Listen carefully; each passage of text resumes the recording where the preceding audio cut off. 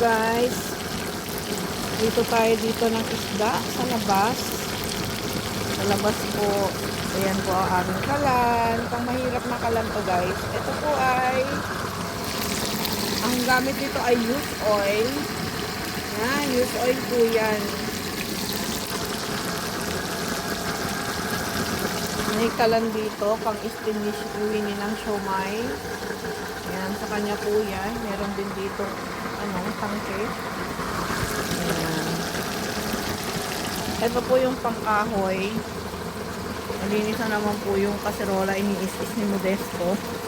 Ayaw niya po kasi ng mauling. Yan.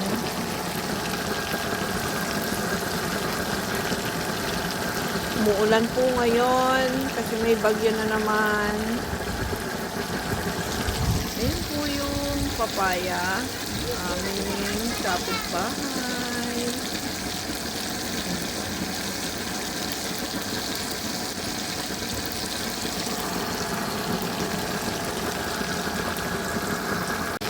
Ayan siya guys. Ayan po ay matambaka.